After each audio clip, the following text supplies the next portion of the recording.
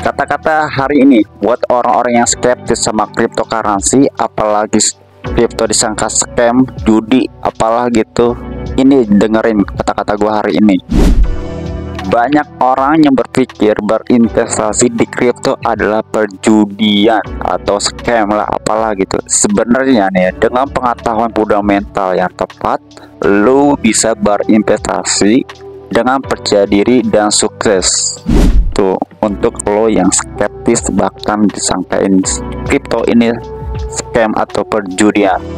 Halo teman-teman, di sini gue akan jelaskan di kesempatan video kali ini gimana kita bisa memahami fundamental di setiap cryptocurrency, termasuk apa yang gue jabarkan di sini. Langsung aja. Jadi Warren Buffett ini pernah berkata, resiko datang itu dari tidak mengetahui apa yang kita lakukan. Ini sangat relevan banget di dunia cryptocurrency, walaupun Warren Buffett itu di dunia saham ya.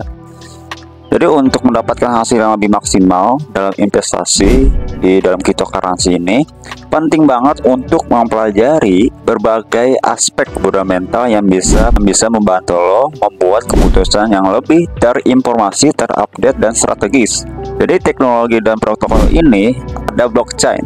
Pahami cara kerja blockchain ini, termasuk konsep dasar seperti desentralisasi, konsensus, dan keamanan. Lalu smart contract-nya pelajari juga bagaimana si smart contract ini berfungsi, bekerja, terutama pada platform seperti Ethereum. Nanti akan gue kasih contoh.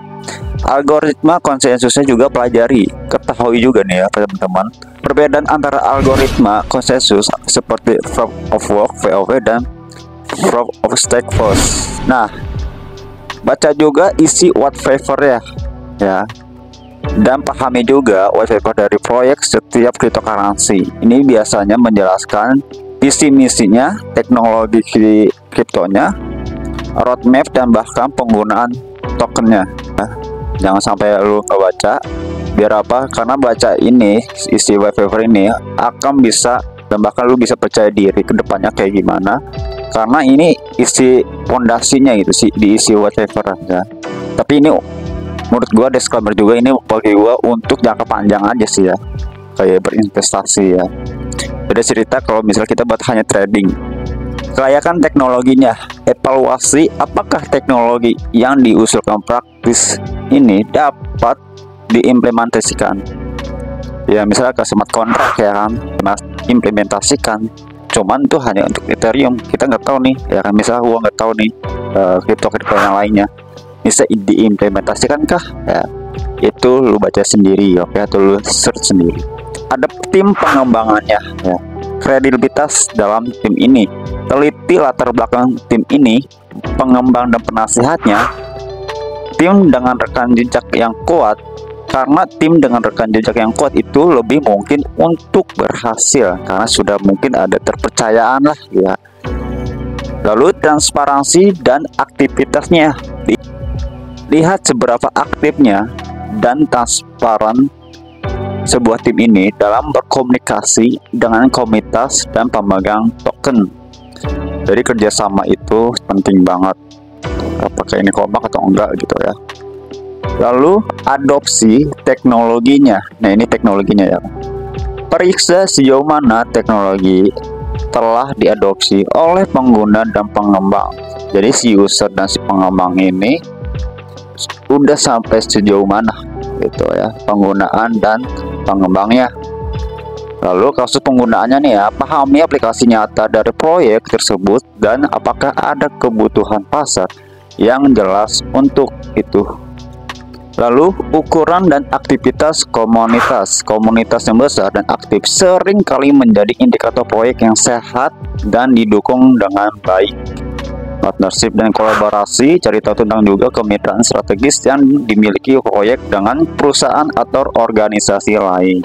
Lalu lu harus tahu juga mekanisme distribusinya, itu pelajari bagaimana ya token distribusikan dan apakah ada risiko inflasi atau konsentrasi kepemilikan. Ayo, nah ini pelajari juga ya. Tapi sejauh ini sih ya, lo baca di white paper ini udah tahu lah tentang kayak gini ya. Tapi di sini gua harus kasih tahu informasinya tapi sesingkat mungkin ya. Data on-chainnya juga lo harus tahu ya, transaksi dan volumenya ya, analisis jumlah transaksi dan volume perdagangan untuk memahami seberapa sering cryptocurrency ini digunakan. Semakin banyak penggunaannya, jadi semakin orang-orang itu menjadi lebih yakin gitu, karena ada volumenya gitu. Volume yang banyak. Jumlah pemegang, lihat distribusi pemegang token untuk mengukur sentralisasi dan potensi risiko pasar. Pahami juga likuiditas, periksa likuiditas pasar untuk memastikan lo bisa membeli dan menjual tanpa mempengaruhi harga secara signifikan. Karena gini, kalau misal ada seorang, misalnya sebuah bandar yang membeli, otomatis kan itu mempengaruhi market. Kapitalisasi pasar, bandingkan kapitalisasi pasar proyek dengan proyek lain untuk memahami posisi relatif di pasar. Ya, contohnya nih ya, contoh praktisnya Ethereum. Teknologi Ethereum ini menggunakan blockchain dengan smart contract untuk memungkinkan pembuat aplikasi ini terdesentralisasi di apps. Lalu ada tim pengembangnya juga, yaitu dipimpin oleh Vitalik Buterin yang memiliki reputasi kuat di industri blockchainnya. Nah, ini orangnya nih. Lalu adopsi banyak proyek DeFi, desentralisasi finance, dan di apps dibangun di atas Ethereum. Ya, contohnya Cardano ya. Tokenomics Ethereum digunakan untuk membayar gas fee dalam jaringan Ethereum, memberikan utilitas yang jelas. Si Ethereum ini punya anak, nah anaknya ini nama si Cardano ya. Penjelasannya, teknologinya menggunakan algoritma konsensus proof of stake yang lebih efisien dibandingkan proof of work. Tadi udah gue jelasin ya, perbedaan proof of stake dan proof of work. White paper juga si Cardano ini memiliki juga sendiri ya, dipisah dari Ethereum, yaitu dia memiliki pendekatan ilmiah dengan white paper yang ditinjau oleh akademisi. Nah, lalu ekosistemnya Cardano ini berfokus pada interoperabilitas dan skalabilitas dengan proyek yang mendukung aplikasi di dunia nyata seperti identitas digital. Dengan mempelajari ini tadi gue penjelasin dan memahami elemen-elemen fundamental ini, lo akan lebih siap untuk membuat keputusan investasi yang panjang maupun yang short berdasarkan data dan analisis yang solid.